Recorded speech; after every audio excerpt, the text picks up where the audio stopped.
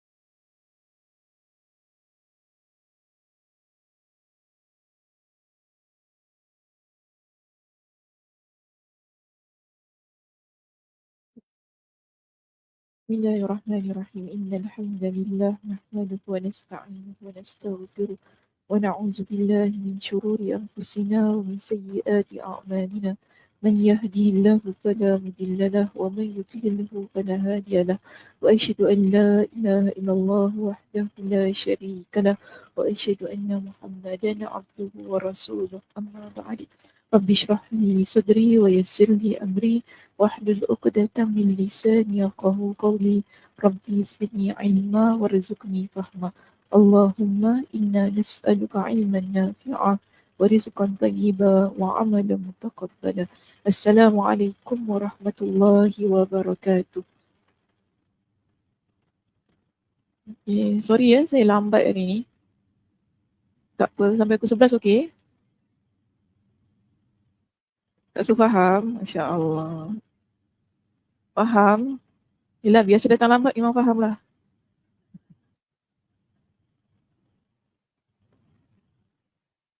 Orang yang biasa datang lambat je memang faham lah ya.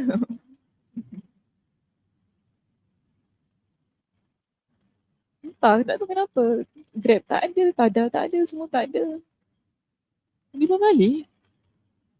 Lambat lagi kan? Saya terfikir juga hari ni 5 Bali ke? Saya terfikir juga, ini public holiday ke hari ni kan? Jangan. Tak ada. Terang-menerang. Dah dapat lah. Lepas tu kereta dia tak gerak. Itu pun satu hal juga. Dia tak gerak. Lepas tu kenapa dia tak gerak? Saya cancel. Lepas tu saya buat lagi satu tak gerak juga. Saya tak tahu kenapa semua orang tak suka saya. Apa dia? Oh, sebarang apps ada glitch InsyaAllah. Ya. Kak Haji dekat-dekat naik Grab lagi. Hari ni. Okey, hari ni muka surat apa kita? Oh, sikit lagi ya. Sikit baik lah. Tak banyak sangat. Sikit baik tak banyak. Sikit lagi kan perbincangan kita tentang As-Sami' kan?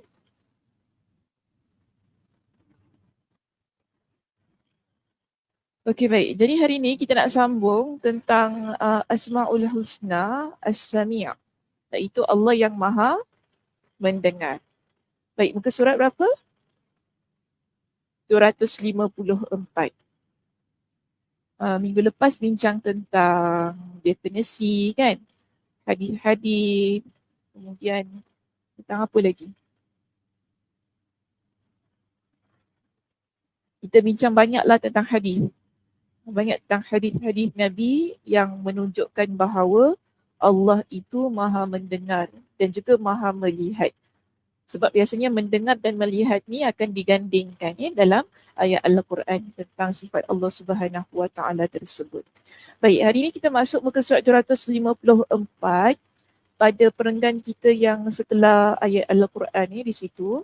Selanjutnya, pendengaran yang dinisbahkan iaitu yang dikaitkan atau disandarkan kepada Allah Azza wa Jal mengandungi dua makna. Jadi biasanya kalau dalam Al-Quran menyebut tentang Allah yang Maha mendengar ini, ianya akan dipahami daripada sudut dua maksud ini. Pertama, pendengaran dalam pengertian mendengar segala sesuatu yang terdengar. Maksudnya apa-apa saja yang ada suara, yang ada bunyi. Jadi ini yang dimaksudkan dengan Allah Maha mendengar, Allah akan dapat mendengar semuanya. Dengan demikian, maknanya ialah kemampuan untuk menangkap suara. Tidak kira apa pun jenis suara. Allah Subhanahu Wa Taala Maha mendengar dan Maha menangkap suara tersebut. Jadi kita dah bincangkan kan minggu lepas, kalau Allah dengar tu maksudnya macam mana? Bukan kalau Allah. Bila Allah Subhanahu Wa Taala mendengar tu, bagaimana situasinya? Bagaimana sifatnya?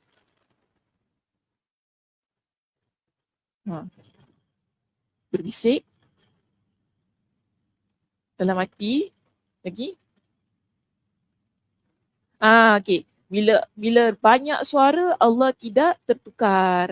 Ni maksudnya Allah Maha mendengar. Allah boleh menangkap setiap suara itulah tanpa mengira suara siapa, bahasa apa, kan? Bagaimana tahap suara, suara yang kuat ataupun suara yang perlahan, suara yang berbisik, semuanya Allah Subhanahu Wa Taala dapat menangkap. Kalau semua kita dalam kuliah ni berbual, Allah boleh tahu setiap satu perbicaraan kita tanpa ada yang tertukar. Kalau kita memang tertukar lah kan. Kalau semua orang berbual, kau cakap apa ya, kau cakap apa ya, entah aku tak tahu cakap sesuatu. Macam itu kan. Tapi Allah tidak. Maka di sini kita fahami bahawa inilah sifat Allah yang Maha mendengar, iaitu boleh menangkap setiap jenis suara, bagaimana keadaannya, bagaimana tahap suara itu, apa jua bahasanya.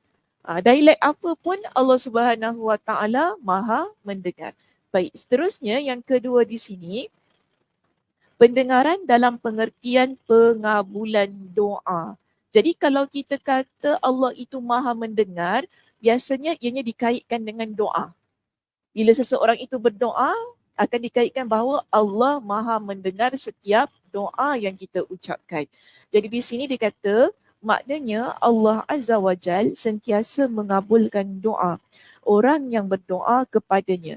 Dan ini termasuk dalam makna ini, iaitu firman Allah yang menyatakan Inna Rabbi lasami'ud du'a. Sungguh Rabbku benar-benar Maha mendengar, memperkenankan doa. Surah Ibrahim ayat yang ke-39.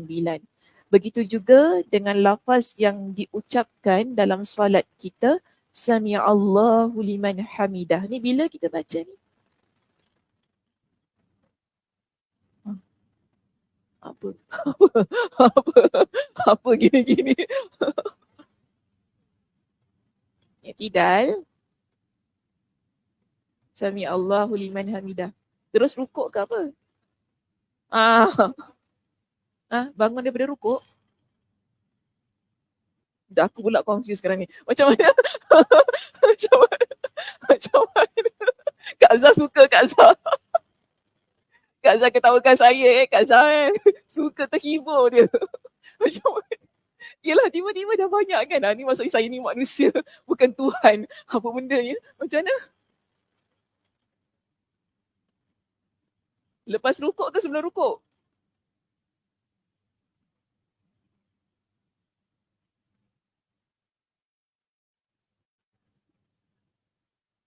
Solat sekarang. Cepat, siapa nak solat sekarang? Tengok macam mana. Lepas ke sebelum? Ya, selepas. Selepas baru kita sujud kan? Sekejap Okay.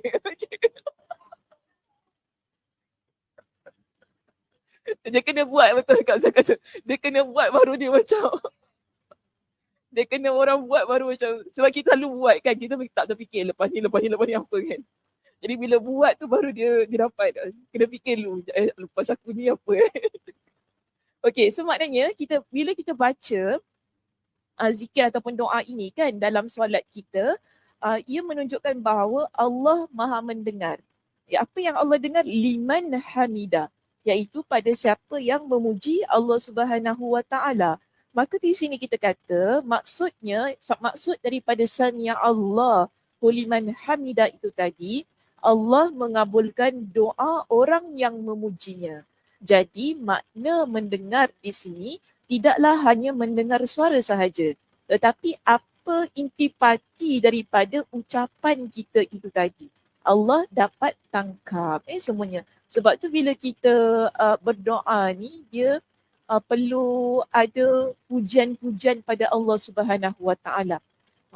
Apa yang kita doa bila disertai dengan pujian kepada Allah, doa kita lebih cepat dikabulkan oleh Allah Subhanahu Wa Taala. Dan kita pun dah banyak kali bincangkan, iaitu kalau doa-doa yang disertai dengan Asmaul Husna, Ismullahil Azam, kan, semua doa-doa itu pengabulan doanya potensinya sangat besar.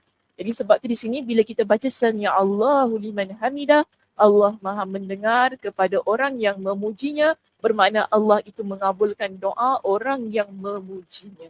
Jadi kita peganglah dengan prinsip ini ataupun dengan teori ini setiap kali bila kita nak berdoa kepada Allah Subhanahu Wa Taala. Maksudnya situ kita ada dua tadi kan? Ada dua keadaan tadi.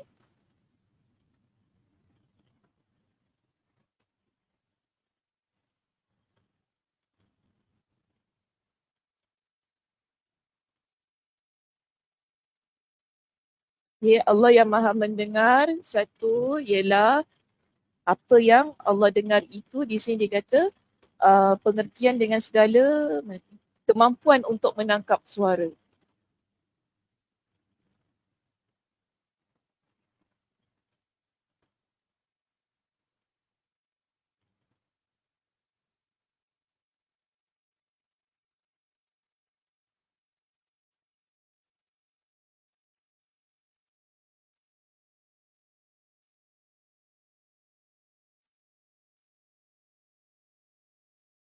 Tidak kira suara apa pun.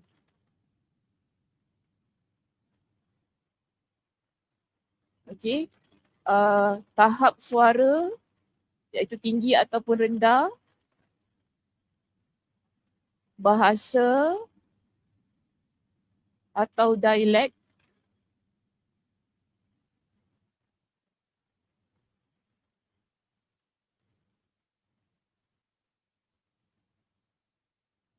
tempat iaitu di mana doa itu di mana suara itu bermula ataupun di mana suara itu diucapkan, kemudian topik apa. Ini semua Allah Subhanahu Wa Taala dapat tangkap dengan baik ketika kita kata Allah itu As-Sami. Allah As-Sami'ul Alim. Allah Maha mendengar, Maha mengetahui. Jadi tahap suara, tak kira apa pun tahap suara, bahasa, dialek, tempat di mana, topik apa, ataupun jumlah, kan? Jumlah orang lah, berapa ramai di satu tempat itu ataupun di mana saja, semuanya dapat ditangkap oleh Allah Subhanahu Wa Taala. Baik, yang kedua tadi ialah bila kita kata Allah As-Sami', maksudnya lah Allah itu mendengar setiap doa kita.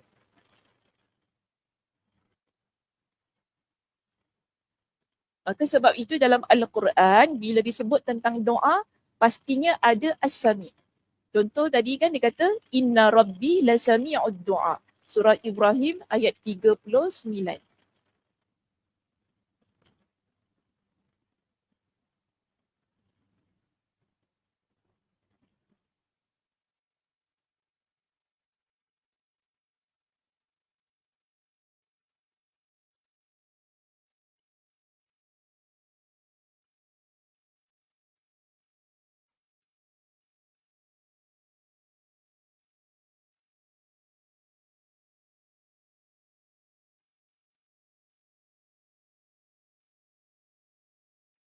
Sami' doa. Dalam Al-Quran biasanya akan menggandingkan Allah yang Maha mendengar dengan doa. Doa para nabi, doa para hamba. Jadi kita kata setiap kali Allah itu Maha mendengar, ia akan dikaitkan dengan setiap doa yang kita ucapkan di hadapan Allah Subhanahu Wa Taala. Dan ditekankan juga lebih penting di situ ialah tentang Sami Allahu liman hamidah.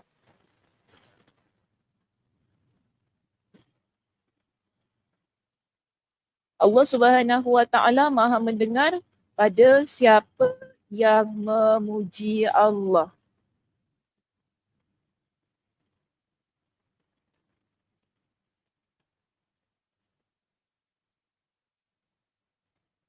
Jadi setiap doa lebih senang, tadilah saya sebut bahawa potensi untuk dikabulkan doa itu lebih besar apabila seseorang dia berdoa kepada Allah dalam keadaan yang memuja Allah Subhanahu Wa Taala.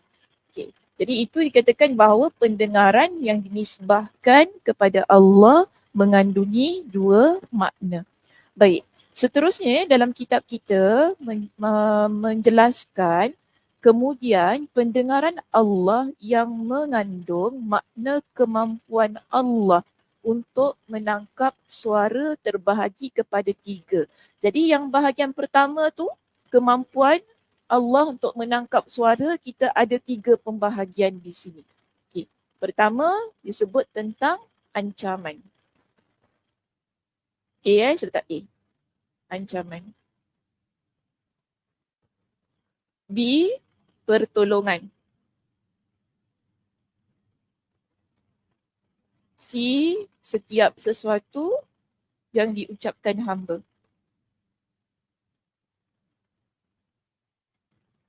Tak kiralah sama ada ianya berkaitan ancaman ataupun pertolongan. Senang kata selain daripada ancaman dan pertolongan, kita akan masukkan kepada bahagian C di sini.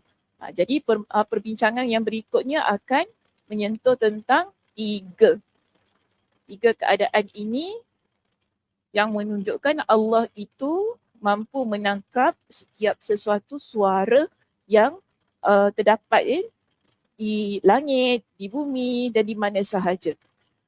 Okey, jadi pertama di sini pendengaran yang bermakna memberi ancaman. Dalam Al-Quran Allah Subhanahu Wa Taala ada menjelaskan bahawa Allah memberikan ancaman kepada mereka yang merasakan bahawa Allah tak dengar apa yang mereka ucapkan ataupun apa yang mereka bisikkan. Jadi ini yang Allah turunkan ayat untuk memberikan ancaman kepada mereka untuk menyatakan bahawa Allah tak peka. Allah tu maha mendengar dan Allah tahu apa yang mereka bincang, apa yang mereka rancang dan apa yang mereka ingin lakukan kepada para nabi dan juga kepada orang lain. Di sini ada surah Az-Zukhruf ayat yang ke-80. Allah Subhanahu Wa Taala berfirman. Surah Az-Zukhruf ayat yang ke-80 Allah Subhanahu Wa Taala berfirman, am yahsabuna anna la nasma'u sirrahum wa najwahum, ataukah mereka mengira. Jadi Allah tanya kepada kita ni, actually soalan ini ditanya kepada orang musyrik, mereka yang mensyirikkan Allah Subhanahu Wa Taala. Allah tanya, adakah mereka ni semua mengira bahawa kami tidak mendengar? Adakah orang-orang musyrik ni mereka sangka Allah tu tak dengar dan juga tentang bisikan-bisikan, tidak mendengar rahsia dan bisikan-bisikan mereka. Sebenarnya kami mendengar. Allah tekankan begitu. Bala tu maksudnya sebenarnya kami mendengar. Wa rusuluna ladaihim yaktubun. Dan utusan-utusan kami iaitu para malaikat selalu mencatat di sisi mereka. Fahamnya apa ayat itu?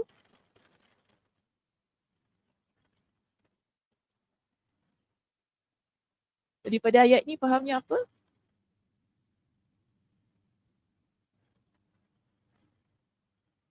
Malaikat mencatat kan? Malaikat mencatat setiap ucapan kita. Bukan setiap perbuatan sahaja. Selalu kita faham, setiap apa yang kita buat akan dicatat. Tapi kita jangan lupa setiap apa yang kita ucapkan itu juga akan dicatat. Malaikat akan mencatat sebagai bukti nanti di akhirat. Sebab kita ni kadang-kadang kalau tak nampak kita tak kita tak nampak, kita tak percaya. Jadi ke akhirat nanti bila Allah kata kau ada cakap gini, kau ada cakap gini, mungkin kalau tak ada catatan tu kita kata tak percaya. Mana ada, tak ada bukti. Kita kata gitu kan. Jadi Allah bagi kita bukti ni, dicatat waktunya bila, di mana, dengan siapa, apa ucapannya, apa perkataannya, full. Tak ada apa pun yang cuba disembunyikan oleh Allah Subhanahu Wa Taala. Jadi dicatat oleh malaikat itu sebagai bukti juga kepada kita nanti di akhirat, tidak ada ruang untuk kita melarikan diri dan ataupun kita nak kata Allah tersilap lah apa dan sebagainya. Semua tu nanti akan dibentangkan di hadapan kita. Sebab tu di sini Allah kata kami dengar dan utusan-utusan kami iaitu malaikat selalu mencatat di sisi mereka. Saya nak letakkan juga surah Al-Mujadalah ayat yang ke-7 ya, bagi menguatkan perbincangan pada surah Az-Zukhruf ayat yang ke-80. Allah Subhanahu Wa Taala ada sebutkan kepada kita dengan dua tadi kan dalam surah Az-Zukhruf, iaitu rahsia dan juga bisikan. Rahsia ni biasanya macam mana kalau kita faham? Dalam hati saja. Kalau Cik Ajar dengan Cik Ana dua-dua berbual, kita secret-secret tau. Berdua saja, rahsia juga kan? Tak semestinya dalam hati, betul tak? Maknanya perbincangan antara dua orang ataupun beberapa orang yang kita kata ini rahsia. Orang lain tak tahu. So itu panggil rahsia. Apa beza dengan bisikan? Dalam hati, whisper. Bisikan,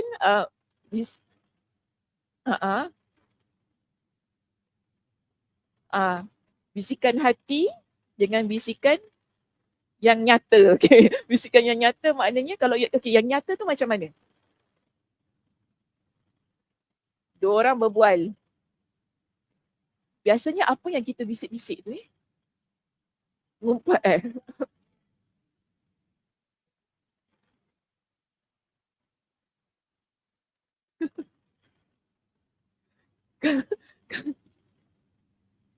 Kalau ngumpat tu mesti bisik lah.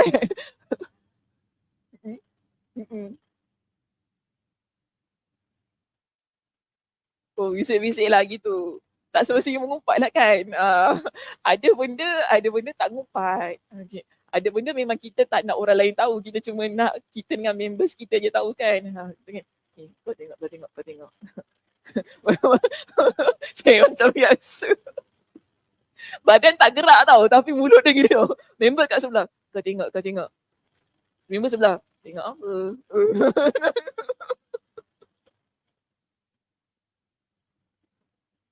Dua-dua tak gerak tau. Kono-kono tengok depan lah dua-dua. Tapi memang sebab tengok apa? Tu baju biru. Baju biru kat ni. Tak suka baju biru kat muka kat sebelah orang lain kan. Baju biru. Yang satu yang tudung hitam tu tudung biru. Dia pun bagi tu kan. Kita kata bisikan yang mana kita rasa kita berdua saja yang tahu. Tapi ada yang maha mengetahui iaitu Allah Subhanahu Wa Taala. Yang ketiganya ialah Allah. Sebab tu dalam surah Al-Mujadalah, saya nak bawa dalam surah Al-Mujadalah, Allah ingatkan kepada kita tentang bisikan-bisikan ini. Pertama sekali bila Allah buka ayat ini, iaitu ayat yang ke-7 dalam surah Al-Mujadalah ataupun Al-Mujadilah, Allah kata alam tara annallaha ya'lamu ma fis samawati wa ma fil ardi. Ayat ni tak ada dalam kitab ya. Buka apps Qurannya kalau ada, rujuk. Okay. Alam tara annallaha ya'lamu ma fis samawati wa ma fil ardi. Tidakkah engkau memikirkan bahawa sesungguhnya Allah mengetahui segala yang ada di langit dan yang ada di bumi. Jadi Allah beritahu kepada kita bahawa Allah tu maha mengetahui apa yang ada di langit, apa yang ada di bumi. Tidakkah kalian mengetahui tentang hal itu? Okay, satu soalan yang Allah berikan kepada kita. Kemudian Allah masukkan dalam satu konteks yang mana berlakunya bisikan. Macam tadilah yang saya sebutkan. Allah kata, ma yakunu min najwa thalathatin illa huwa rabi'uhum wala khamsatin illa huwa sadisuhum. Tiadalah berlaku bisikan antara 3 orang melainkan Allah lah yang keempatnya. Dan tiadalah berlaku bisikan antara 5 orang melainkan Allah lah yang keenamnya. Maksudnya kita rasa kita 5 orang je bincang-bincang kan, sembang-sembang 4 orang tu kan tak ada orang yang keenam. Kita pun kata, ni biar tembok-tembok menjadi saksi. Gitu saja kita katakan. Tapi kita lupa Allah lah yang keenam, iaitu yang menjadi saksi atas apa yang kita bicarakan pada waktu itu. Lalu Allah pun ingatkan kepada kita, wala adna min dhalik wala akthara illa huwa ma'ahum aina ma kanu. Allah ingatkan kepada kita, kemudian dia mana tadi? Dan tiada yang kurang dari bilangan itu dan tiada yang lebih ramai. melainkan dia bersama-sama mereka di mana sahaja mereka berada. Maksudnya Allah nak kata, tadi Allah sebut berapa bilangannya? 3 kan? Okey. 3 dengan berapa tadi? 5. Okey. 3 orang yang berbisik, Allah kata yang keempat ialah Allah. 5 orang yang berbisik, yang keenam adalah Allah. Allah Subhanahu Wa Taala ingatkan kepada kita, tidaklah melainkan kalau bilangannya kurang. Maksudnya 2, 1. 1 boleh tak bisik-bisik? Itu yang tadi seorang-seorang tu dalam hati. Kan, seorang-seorang dalam hati. Mungkin dah lawa sangat. Jalan kan? Nyampah. Jalan-jalan tapi seorang-seorang tu tapi dalam hati bisik-bisik kan. Kita rasa tak ada orang tahu, kita rasa kita cakap sendiri. Tapi Allah ingatkan, tidaklah kalau bilangannya kurang, Allah tetap bersama dengan mereka. Dan kalau bilangannya lebih daripada 5, maksudnya mungkin 10, 20, 30, tetaplah Allah Subhanahu Wa Taala bersama dengan mereka. Allah kata Allah ada. Okay? Allah ada menjadi saksi atas apa yang kita bisikkan, atas apa yang kita bicarakan, walaupun kita rasa kita cuma 3 orang ajalah ataupun 2 orang, tapi Allah kata Allah tetap ada. Okey, untuk orang yang mereka melakukan bisikan tersebut. Baik, seterusnya Allah Subhanahu Wa Taala berfirman dalam ayat itu tadi, masih lagi surah Al-Mujadilah ayat yang ke-7, Allah kata summa yunabbi'uhum bima 'amilu yaumal qiyamah. Kemudian Allah kata kami akan mengkabarkan, maknanya Allah akan mengkabarkan apa yang mereka buat pada hari kiamat. Kita rasa kita selamat berbual 3 orang tu tadi.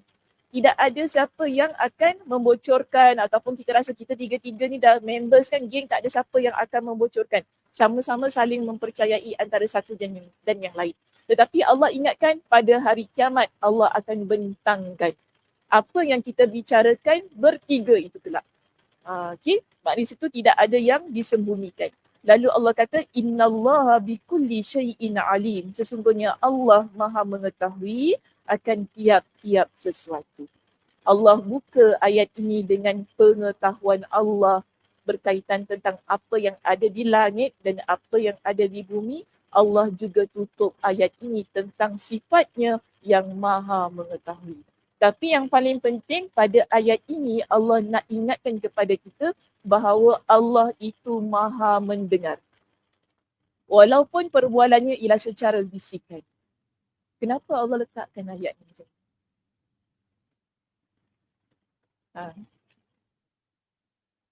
Peringatan. Warning. Peringatan. Sebab kita memang biasa buat perkara. Bisikan dalam mimpi macam mana?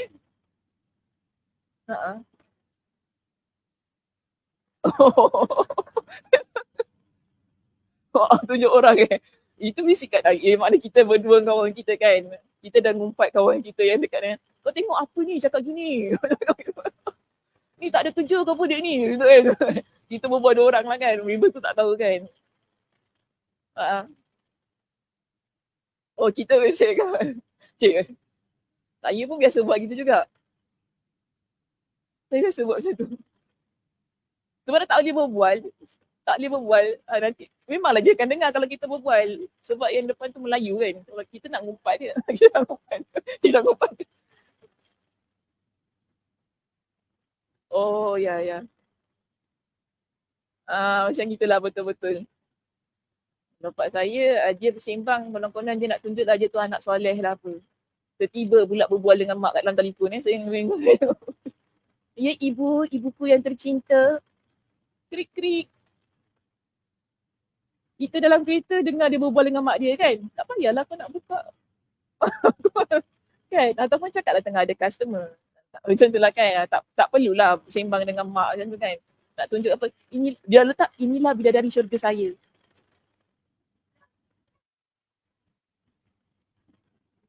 Masa tu aku ambil handphone. Apa dia nak cakap apa? The best bachelor apa kat Singapore. Tak payah. Sebab macam bingit lah. Kau tak payahlah nak jual diri kau macam gitu kan. Nak cakap dia lah anak soleh lah konon tak payah lah cakap. Kawan saya dah macam krik. skrik lah macam tu. Saya cakap, awak diorang ni nurse ke apa? Sebab kita orang ambil teksi dekat Raffles Hospital tu kan. Awak diorang ni nurse ke apa? Bagus kan nurse pakai tudung besar-besar.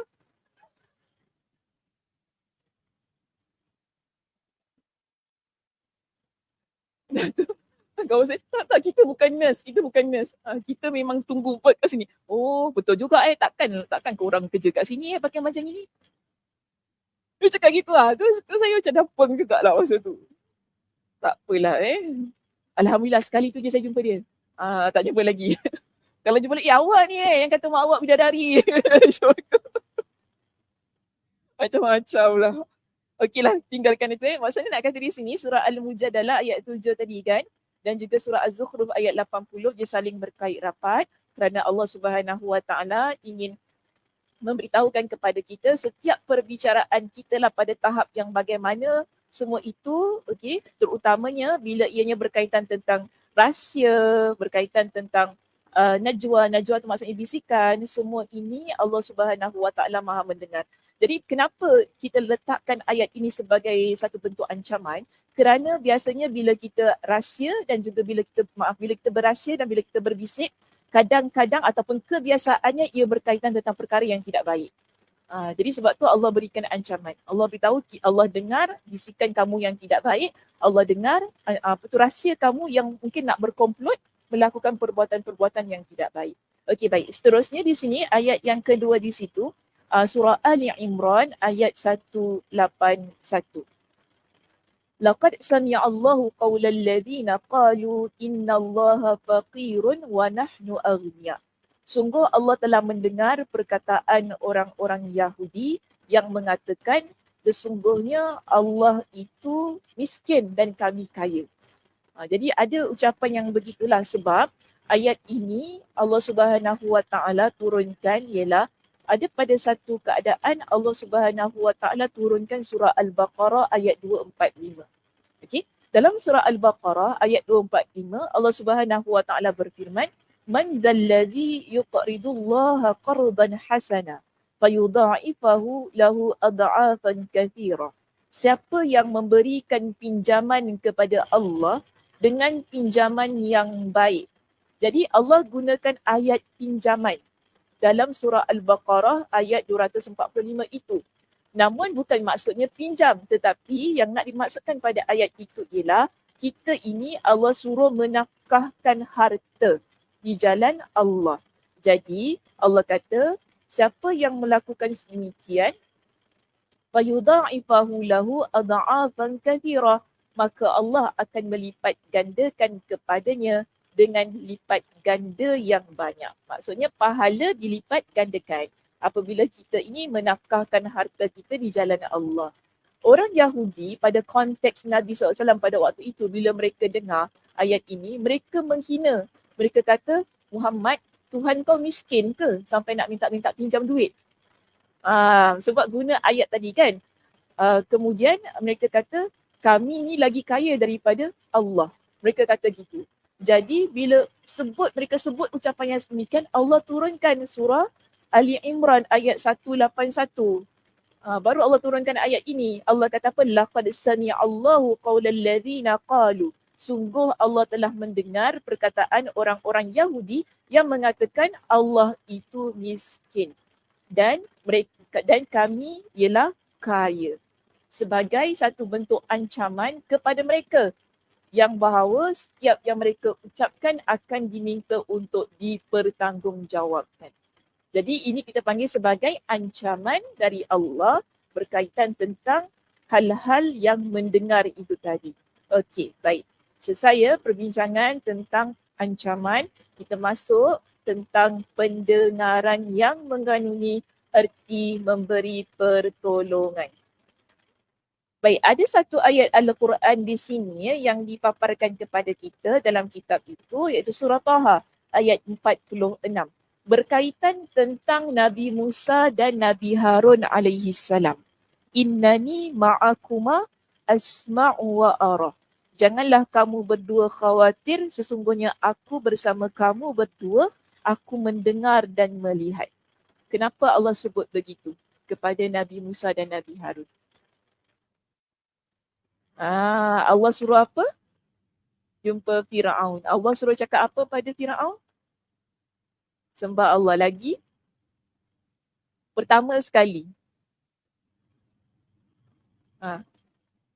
Apa pesanan Allah kepada Nabi Musa dan Nabi Harun bila nak jumpa Firaun ni? Jangan takut, tu betul lagi. Allah suruh cakap dengan bahasa yang lembut kepada Firaun. Dengan harapan Allah kata, moga-moga dia itu ingat dan dia akan jadi takut. Bila Allah suruh Nabi Musa dan juga Nabi Harun menggunakan ucapan yang layyina, qawlan layyina. Ini terdapat pada surah yang sama ya, tapi ayat yang sebelumnya lah, ayat yang ke-44. Iaitu Allah kata faqula lahu qawlan layyina la'allahu yatadhakkaru aw yakhsha. Kemudian hendaklah kamu berkata kepadanya, iaitu kepada Firaun, dengan kata-kata yang lemah lembut, semoga dia beringat atau takut. Jadi bila Nabi Musa dengan Nabi Harun dengar Allah suruh cakap lemah lembut ni, mereka pun kata kepada Allah, qala rabbana innana nakhaf. Wahai Tuhan kami sesungguhnya kami takut. Kan?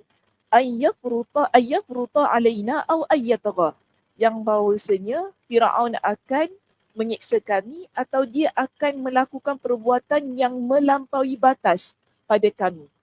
Jadi Nabi Musa dengan Nabi Harun takut yang Firaun ni akan buat perkara-perkara yang menzalimi mereka. Inilah baru Allah katakan kepada Nabi Musa dan Nabi Harun, qala la takhafa, kalian berdua jangan takut. Kenapa? Innani ma'akumah. Sesungguhnya aku bersama dengan kalian berdua, asma'u wa ara. Aku dengar, aku lihat. Ini kata Allah Subhanahu Wa Taala kepada Nabi Musa dan juga Nabi Harun. Baik, di bawah itu diberikan kepada kita dengan sedikit penerangannya tentang ayat ini. Allah kata dalam ayat ini Allah Azza wa Jal ingin menegaskan bahawa dia pasti akan menolong Nabi Musa dan Harun dengan mengatakan bahawa dia hadir bersama mereka berdua, mendengar dan melihat mereka berdua. Jadi asma'u dalam konteks ayat ini nak tunjukkan bahawa Allah berikan bantuan dia kepada Nabi Musa dan juga Nabi Harun. Jadi untuk memberikan sokongan, untuk memberikan kepada mereka berdua dengan satu keyakinan diri bahawa Allah Subhanahu Wa Taala sentiasa bersama dengan mereka dan memberikan bantuan kepada diri mereka. Baik, seterusnya dan yang ketiga di sini ialah berkaitan tentang pendengaran dalam erti mengetahui segalanya. Yang saya sebutkan tadilah, maknanya selain daripada ancaman, selain daripada pertolongan, okey, yang ketiga ialah meliputi segala-galanya, aspek ataupun topik-topik yang lain yang Allah Subhanahu Wa Taala dengar.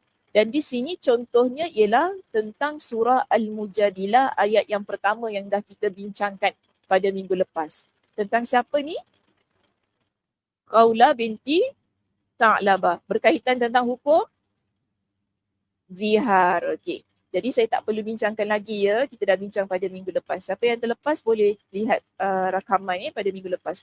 Baik, dalam Al-Quran Allah Subhanahu Wa Taala menunjukkan kebatilan perbuatan syirik kaum musyrikin yang menyembah berhala. Padahal terbukti bahawa berhala tersebut tidak boleh mendengar, melihat dan memberikan apa pun kepada mereka. Allah juga menerangkan bahawa zat yang berhak agar menerima ibadah hanyalah Allah yang maha mendengar, maha melihat dan Allah memiliki kesempurnaan pendengaran dan penglihatan. Makna ini telah terangkum di dalam beberapa ayat yang disebutkan di dalam Al-Quran. Jadi dalam Al-Quran banyak Allah terangkan tentang berhala-berhala yang tidak mampu untuk memberikan mudarat, tak mampu untuk memberikan manfaat kepada kita. Dan antara perkara yang Allah banyak ingatkan kepada kita tentang berhala-berhala yang disembah ini, mereka tak boleh lihat, tak boleh dengar dan tak boleh memudaratkan. Contohnya di sini surah Al-Mu'min pada ayat yang ke-20. Allah Subhanahu Wa Taala berfirman, wallahu yaqdi bil haqq. dan Allah memutuskan dengan kebenaran. Walladzina yad'una min dunihi la yaqduna bi syai'. Innallaha huwas sami'ul basir. Sedang mereka yang disembah selainnya tidak mampu memutuskan dengan suatu apapun. Sesungguhnya Allah dialah yang maha mendengar, maha melihat. Jadi dalam ayat ini Allah memuji sifatnya sendiri iaitu innallaha huwas sami'ul basir. Allah boleh tetapkan hukuman. Allah boleh putuskan ganjaran dan pahala bagi diri seseorang. Berhala boleh ke tidak? Tak boleh. Ini yang Allah ingatkan kepada kita. Kenapa berhala tak boleh? Sebab berhala makhluk. Berhala sendiri adalah sesuatu yang dibuat oleh makhluk. Jadi dia tak mampu untuk menetapkan hukuman kepada kita. Kemudian Allah ingatkan sebab satu lagi perlu yang kita faham di sini ialah Allah itu maha mendengar, Allah maha melihat. Berhala tidak boleh mendengar, berhala tidak boleh melihat. Baik, seterusnya dalam surah Maryam ayat 41 hingga 42 menceritakan tentang dialog Nabi Ibrahim dan ayahnya. Dalam dialog ini Allah Subhanahu wa taala berfirman, "Wa dzkur fil kitabi Ibrahim." Dan ceritakanlah Muhammad kisah Ibrahim di dalam kitab iaitu dalam Al-Quran. Allah terangkan di sini sifat Nabi Ibrahim. Sesungguhnya dia adalah seorang yang siddiqan nabiyya, seorang yang sangat membenarkan seorang dan juga ialah seorang nabi. إِذْ قَالَ لِأَبِيهِ يَا أَبَتِ لِمَ تَعْبُدُ مَا لَا يَسْمَعُ وَلَا يُبْصِرُ وَلَا يُغْنِي عَنْكَ شَيْئًا. Nabi Ibrahim bila dia tegur ayah dia pembuat berhala kan. Jadi Nabi Ibrahim dia tegur ayah dia kata, wahai ayahku, mengapa engkau menyembah sesuatu yang tidak boleh mendengar, tak boleh melihat dan tidak boleh mendapat menolongmu sedikit pun. Jadi ini satu persoalan yang boleh kita fikirkan bersamalah sebenarnya. Kita kalau tengok pokok tu boleh dengar ke? Jatuh dah tu. Terkejut dengar pokok. Yelah, kalau kita nampak ada orang sembah pokok ke apa kan, cuba kita fikir pokok tu boleh dengar ke? Pokok tu boleh lihat ke? Pokok tu boleh buat apa-apa kepada kita? Tak boleh kan? Perkara-perkara tu dia tak mampu untuk buat. Sebab itu di sini kita kalau tak perlulah fikir tentang patung. Patung tu dah memang tak boleh dah buat apa-apa. Apatah lagi kalau pokok, benda-benda yang lain yang orang lain sembah semua ni kan. Dia tak boleh memberikan apa-apa manfaat dan juga mudarat kepada diri kita. Tapi kalau tiba-tiba berlaku balak ke apa macam mana? Orang kata kita kalau tak bagi makan benda ni tempat kita kena balak macam mana? Kalau betul-betul berlaku. Ni lah sebab tak bagi makan dekat pokok tu kan, pokok tu sumpah semua. Ketentuan Allah. Selain itu, jin. Sikit-sikit jin, kesian jin tu. Kesian korang ni balik-balik, kalau salah je aku aku juga yang kena. Lagi-lagi, Allah Maha mendengar. Setan, namanya syaitan lah, perbuatan syaitan. Jangan suka sangat salahkan jin ya, jin ni ada Muslim juga. Jin tu macam kita, ya ada Muslim, ada yang non-Muslim, ada kafir, ada Muslim tapi mensyirikkan Allah. Jin pun macam tu juga. Jadi janganlah semua salahkan jin, setan. Syaitan lah, perbuatan syaitan. Yang mana bila mereka buat sesuatu, Allah yang izinkan itu berlaku. Sebagai ujian jugalah pada kita kan. Kita sekarang ni bila kita nampak memang betul-betul lah ada balak sebab tak bagi makan pokok contohnya kan. Kita nak percaya ke tidak? Kita takut ke tidak? Dia menguji tau. Dia menguji keimanan kita. Ada orang takut, kena kasih makan. Ada orang takut gitu kan? Yelah, kita cakap senang sebab tak jadi pada kita. Cuba kalau kita kat tempat tu. Kita tak tahu bagaimana keadaan diri kita. Tetapi keimanan kita kepada Allah, keimanan kita kepada sifat Allah yang maha mendengar, maha melihat, yang maha melakukan segala sesuatu, itu yang akan buat kita menghentikan setiap apa yang mungkin orang lain percaya. Kita tak percaya kepada perkara itu. Sebagaimana Nabi Ibrahim tu tadi. Satu tempat dia semua percaya kan tentang berhala ni boleh buat itu, berhala ni boleh buat ini dan sebagainya kan. Tapi Nabi Ibrahim tidak.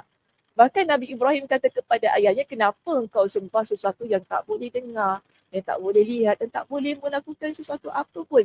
Tapi sekelilingnya semuanya ialah orang yang percaya. Sampaikan dia letak kapak kan dekat leher berhala tu kan. Orang tanya, siapa yang buat ni? Nabi Ibrahim kata apa? Tanyalah dia. Dia ni, kapak tu dekat leher dia kan. Orang kata, takkanlah kita nak tanya benda ni? Nampak tak? Kita boleh fikir kan? Dia orang pun tanya, Ibrahim, takkanlah kita nak pergi tanya berhala ni? Kau dah kenapa? Nabi Ibrahim kata, kalau gitu kenapa kau sembah dia?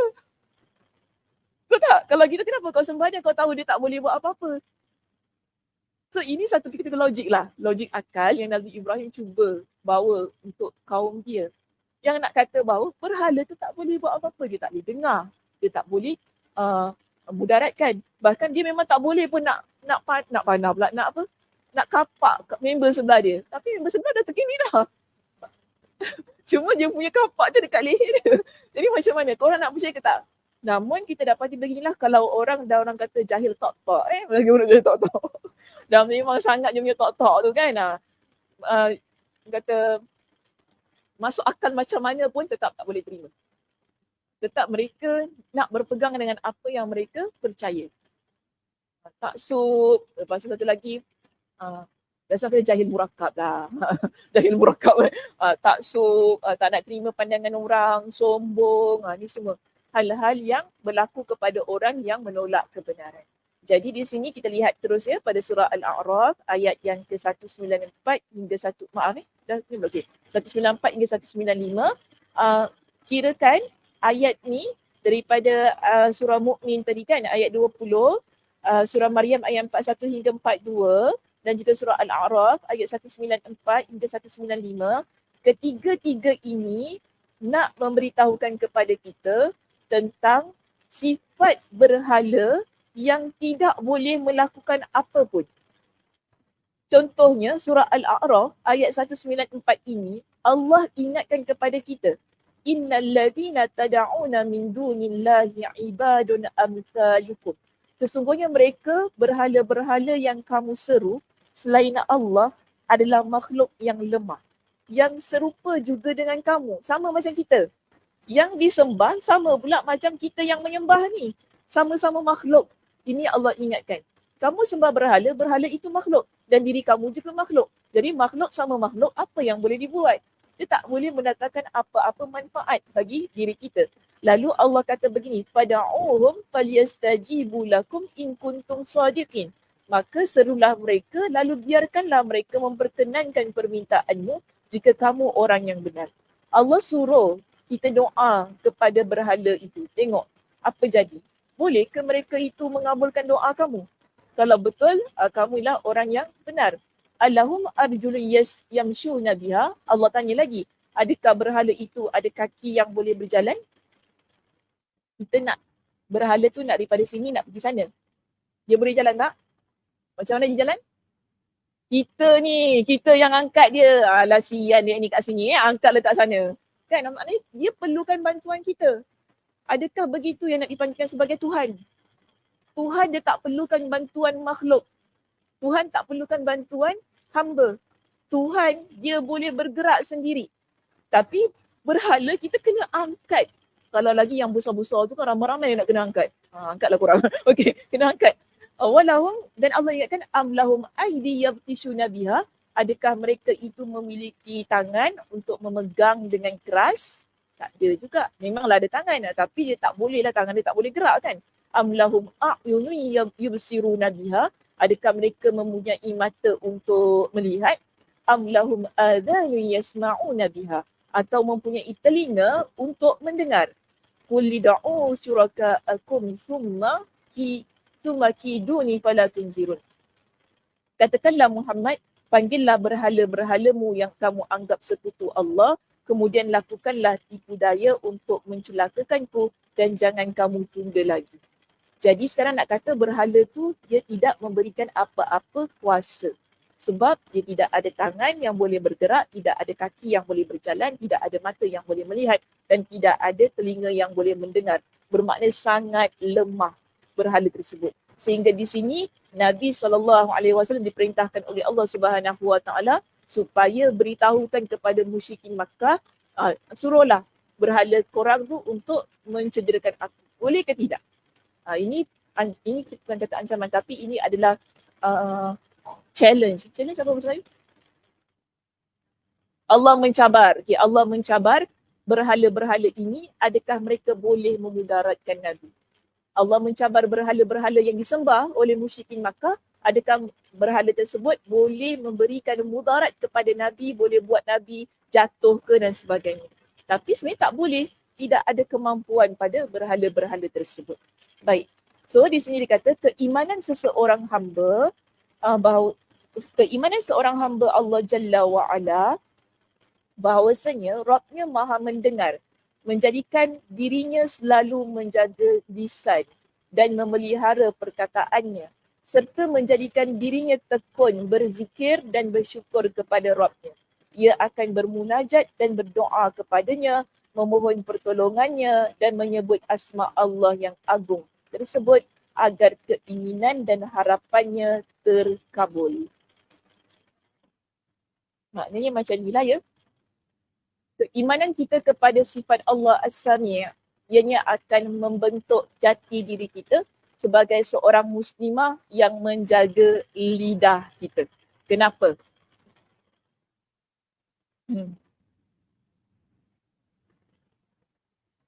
Bila dah belajar kan tentang Allah As-Sami' ini, Allah Maha mendengar, pengarang kitab ni Dr. tak ingat nama, minta maaf Dr. Dr. Abdul Razak ni. Dr. Abdul Razak ni. Dia profesor kat Universiti Saudi. Okay. So, kita lihat begini. Apabila kita sekarang dah faham tentang Allah As-Sami', Allah itu maha mendengar, ianya boleh membentuk kepribadian diri kita sebagai seorang wanita yang menjaga lidah kita. Tadi saya tanya kenapa? Okay. Impact diri, satu, jaga lidah. Tadi apa jawapannya?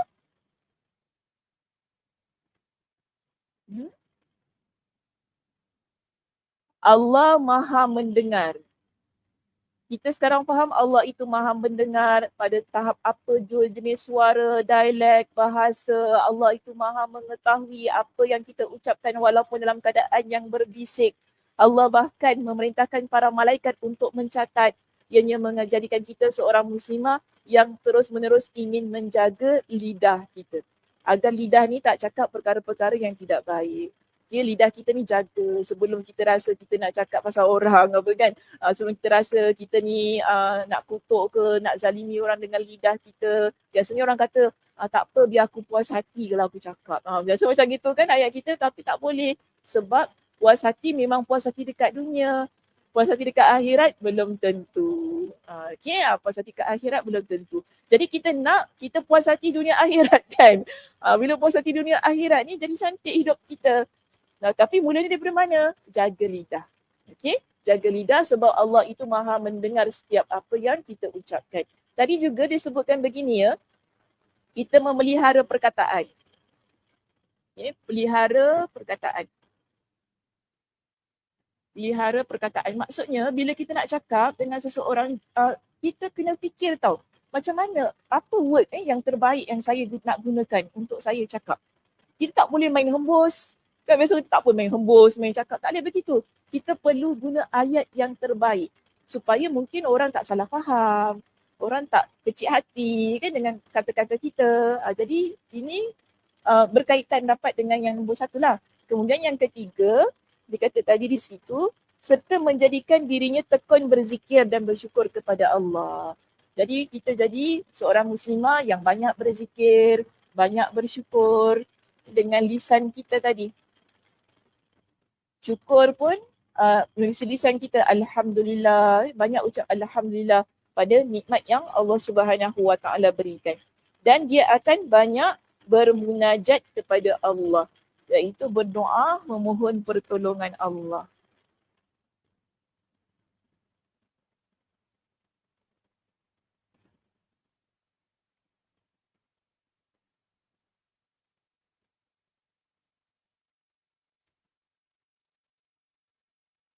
So ini kita kata kesan lah, impact yang ada pada diri kita setelah kita pelajari tentang sifat Allah As-Sami' itu tadi. Allah Maha mendengar, kita jadi takut sebab tak ada satu pun ucapan kita yang akan terlepas daripada pengetahuan Allah. Sama ada kita berbisik ataupun kita buat dia secara rahsia, semuanya akan direkodkan oleh Allah. Dan akhirnya lidah kita pun jadi baik. Kita ucap ucapan yang menenangkan, mendamaikan ketika orang ada bersama dengan kita. Suka ke duduk dengan orang yang mulut jahat? Stres. Kan kita sendiri tak suka kan kalau duduk dengan orang yang mulutnya, ya Allah, saya tak berkenan. Kalau saya sekali tu je lah. Tidak ada yang kedua kalinya. Kalau saya duduk, kalau dengan orang first time tu, kita tak kenal kan seseorang kan. Kita kalau duduk dengan dia first time je, kita dah rasa tak best. Sebab mungkin ucapan dia kan mungkin tak bagus lah. Saya pun tak describe susah kan. Tapi bagi saya macam tak best lah duduk dengan ni. Kalau maki-maki sebelum duduk dah tahu dah. Ada orang dia belum duduk tu kita tak tahu dia macam mana. Tapi bila duduk dah makan sama-sama kan baru tahu, alamak, asal mulut dia gitu suka cakap tu cakap ni pasal orang kan. Saya tak. Kalau macam itu bagi saya sekali ni je lah. Takkan ada 2 kali. Saya takkan duduk banyak kali dengan dia. Kalau duduk pun kira macam nasib dia lah. Maksudnya rezeki dia lah kan dapat duduk dengan saya lah. Begitu keadaannya. Sebab telinga kita tak sedap dengar kan. Kita jadi macam jiwa kita, hati kita tak tenang lah bila duduk dengan orang yang mulutnya tak berapa nak baik ni. Sebab tu kalau kita sendiri tahu kita tak suka dengan keadaan sedemikian, kita pun kena jaga lidah kita. Kita kena mula dengan diri kita sendiri. Kalau lidah kita sendiri tak reti nak jaga, memanglah members kita semua macam itu kan keadaannya. Jadi sebelum kita nak cakap pasal mulut dia jahat begini, mulut kita macam mana? Kadang-kadang kita sibuk pasal mulut orang kan. Mulut dia tu jahat lagi ni. Lepas tu saya tengok, mulut kau pun jahat juga. Kadang-kadang gitu keadaannya. Dia sibuk cakap pasal mulut orang jahat dah. Mulut tak bagus lah, gitu lagi ni lah. Tapi mulut dia sendiri dia tak jaga kan. Itu pun masalah juga. Jadi kalau kita tahu, kita tak suka satu perangai ataupun satu sifat, kita kena pastikan kita tak ada sifat yang sedemikian. Baru betul lah ya, cara kita ni bermuamalah sama manusia. Cara kita ni nak, saya kata, menghayati apa yang kita belajar selama ini. Terutamanya berkaitan tentang Asma'ul Husna tu tadi. Sebab nama-nama Allah ni semua nama-nama yang baik. Bila kita belajar, dia secara tidak langsung dia menjadikan diri kita orang yang baik. Kerana kita tahu tentang Allah Subhanahu Wa Taala, contohnya pagi ini Allah yang Maha mendengar tu, dia akan jadikan kita orang yang baik. Terutamanya lidah kita, ucapan kita, percakapan kita. Macam mana nak tegur, macam mana nak cakap. Nak tengking-tengking ke, nak cakap kuat-kuat ke, macam mana kita ni. Jadi kalau lidah kita baik, insya-Allah semuanya akan jadi baik. Okey? Baik, seterusnya di sini. Dalam Al-Quran Al-Karim banyak sekali disebutkan tawassul. Maka sebab itu di sini bila kita nak memohon pertolongan, permohonan pertolongan para nabi macam mana? Dalam Al-Quran Al-Karim banyak sekali disebutkan tawassul, permohonan pertolongan para nabi kepada Allah dalam doa pribadi mereka dengan menyebut asma Allah As-Sami'. Yang ini daripada poin tu masuk pada poin 2 di sini. Okey, dia dekat situ nampak macam bercampur kan, perenggan tu kan dengan poin kita yang pertama tau. Tapi sebenarnya bila masuk dalam Al-Quran Al-Karim banyak sekali disebutkan tawassul. Okey, masuk daripada line ini kita dah bincangkan poin yang kedua iaitu setiap doa. Okey, dalam Al-Quran Al-Karim banyak sekali disebutkan tawassul, permohonan pertolongan para nabi kepada Allah dalam doa pribadi mereka dengan menyebutkan asma Allah As-Sami' ini. Di antara doa para nabi tersebut adalah doa Nabi Ibrahim alaihissalam dalam ayat berikut. Ini doa Nabi Ibrahim Okey. Doa penuhnya alhamdulillahilladzi wahabali 'alal kibari Ismail wa Ishaqa inna rabbi lasami'ud du'a. Nabi Ibrahim doa tentang pujian dia kepada Allah Subhanahu Wa Taala bila Allah kurniakan kepadanya dengan zuriat, keturunan. Ini surah Ibrahim ayat 39. Cuma dia tak sebutkan daripada awalnya doa itu. Jadi saya beritahu di sini, doa ini sebenarnya berkaitan kesyukuran Nabi Ibrahim apabila Allah kurniakan kepada Nabi Ibrahim dengan Nabi Ismail dan Nabi Ishak. Jadi kedua-duanya inilah anak kepada Nabi Ibrahim. Yang penting yang Nabi Ibrahim tekankan dalam doa ini, Allah berikan kepada dia dengan zuriat anak itu kan, dengan nikmat anak ini, iaitu nikmat adanya Nabi Ismail dan Ishak ialah ketika usianya senja. Okey, iaitu wahabali alal kibari, semasa usia tuaku. Nabi Ibrahim doa begitu. Kemudian Nabi Ibrahim Nabi Ibrahim tutup doa ini dengan ungkapan Inna Rabbi lasami'ud du'a. Sungguh Rabbku benar-benar maha mendengar, memperkenankan doaku. Maksudnya sebelum Nabi Ibrahim dikurniakan dengan Nabi Ismail dan juga Nabi Ishak, Nabi Ibrahim dah memang doa pada Allah yang dia inginkan zuriat keturunan. Jadi sebab itu bila dia ada ketika di usia tua dia ucapkan Alhamdulillah tadi, lalu dia tutup Allah tu memang maha mendengar apa yang telah dia doakan. Baik, seterusnya pada surah Al-Baqarah ayat 127. Masih lagi doa Nabi Ibrahim, tapi kali ini doa Nabi Ibrahim dan Nabi Ismail. Ketika mereka berdua berjaya membina tapak Kaabah, jadi Nabi Ibrahim dan Nabi Ismail berdoa, Rabbana taqabbal minna innaka antas sami'ul alim. Wahai Rabb kami, terimalah amal dari kami, sungguh engkaulah yang maha mendengar, maha mengetahui.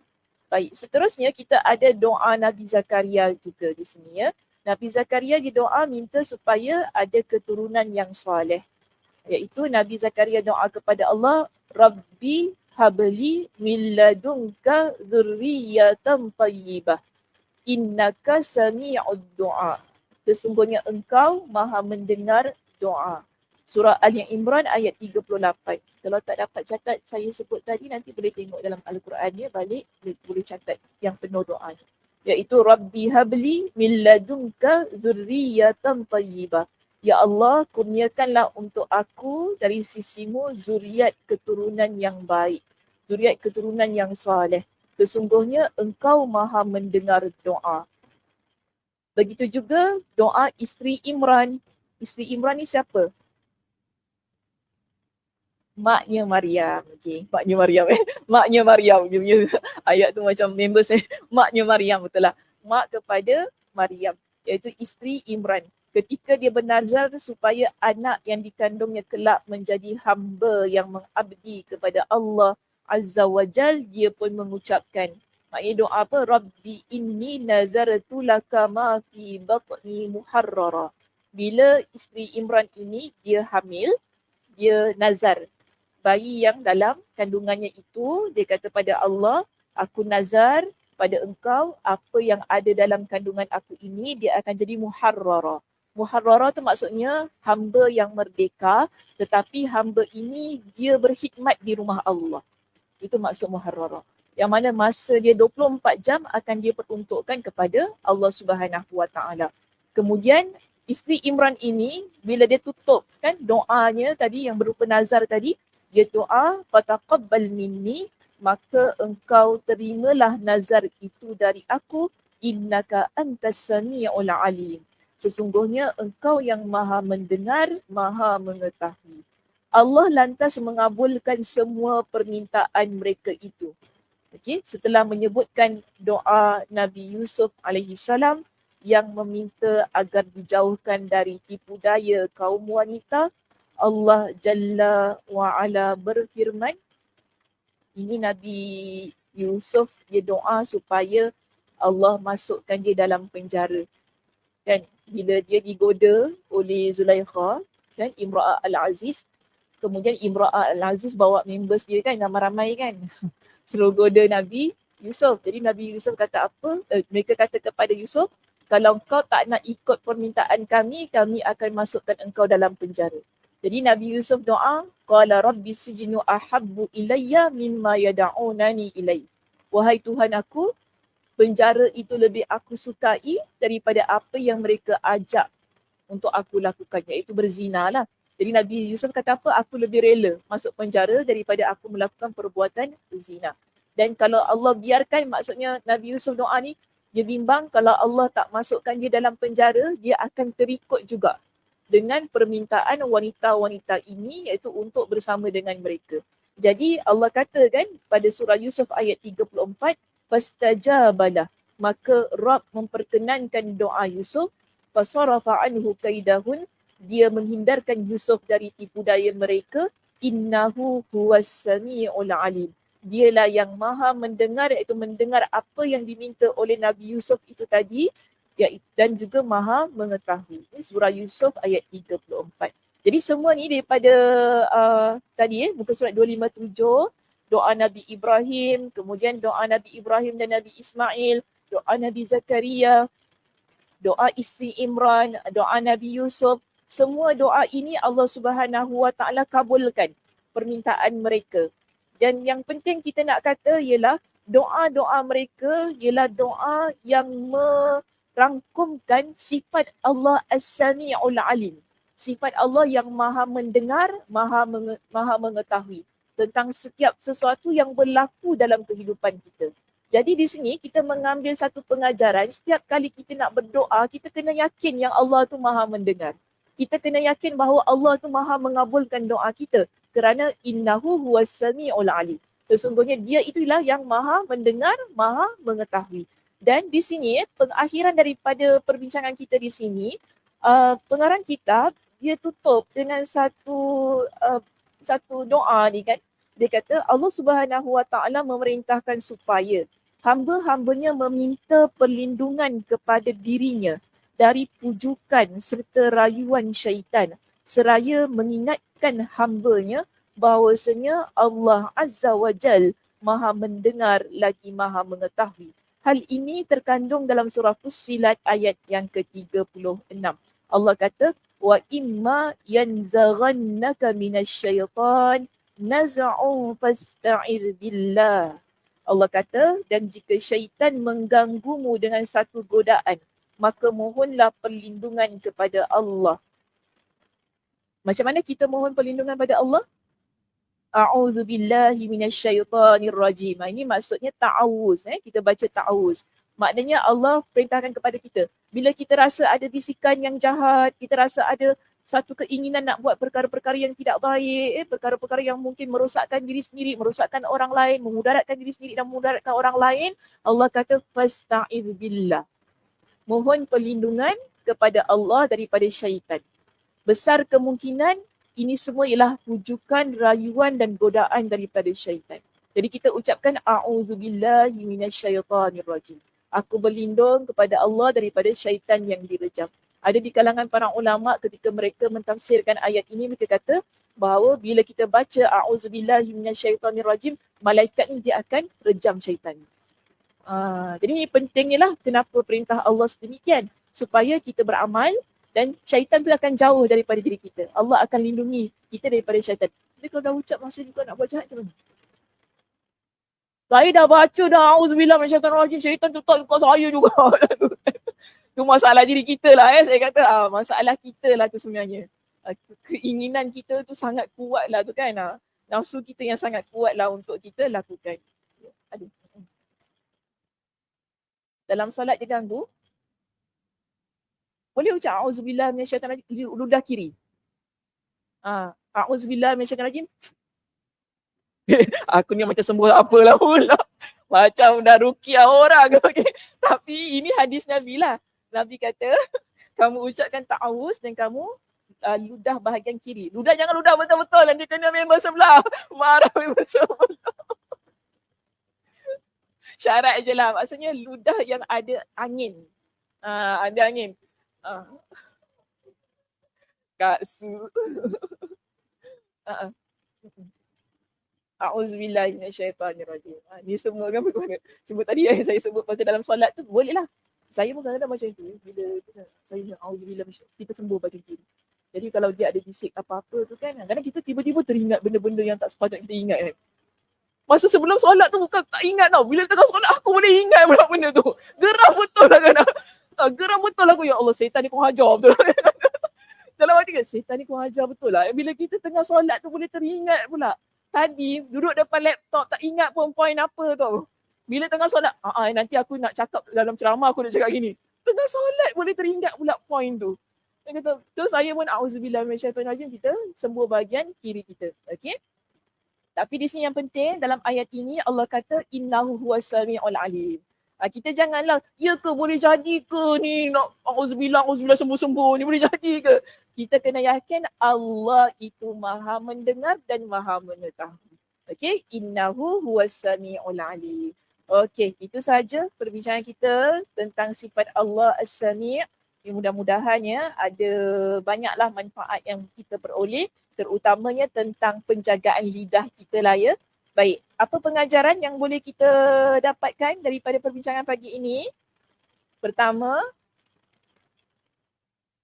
apa dia? Jaga lidah, ya Allah itu poin saya. Okey, bolehlah, boleh. Jaga lidah. Lagi yang kedua, yakin pada Allah. Betul lah, kena yakin pada Allah. Selain itu, kenapa simple-simple sangat ni? Satu tadi jaga lidah. Okey, yang kedua, setiap doa kita gandingkan dengan pujian Allah iaitu Asma'ul Husna. Asma'ul Husna. Okey, dan Ismullahil Azam. Kita dah belajar lah pada sesi yang lepas. Itu yang kedua. Yang ketiga,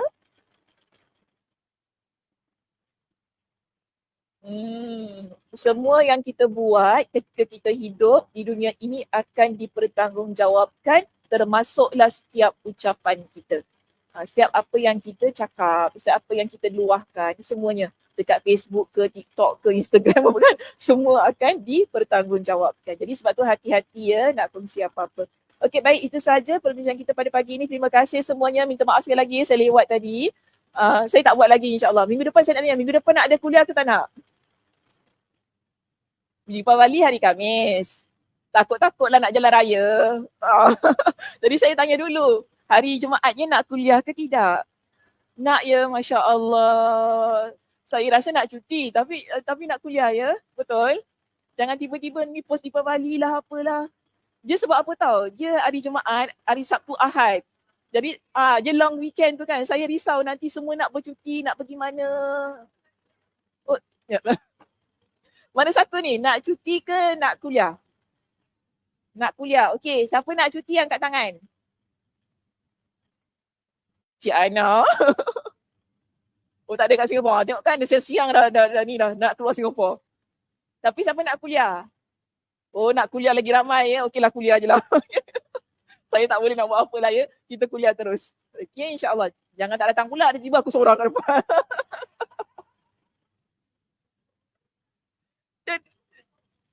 Tiba-tiba makan merukus seorang kat depan. Mana jemaah ni? Tak ada lagu raja. Okey, saya tutupkan tasbih kafarah. Subhanakallahumma wa bihamdika asyhadu an la ilaha illa anta astaghfiruka wa atubu ilaik. Assalamualaikum warahmatullahi wabarakatuh.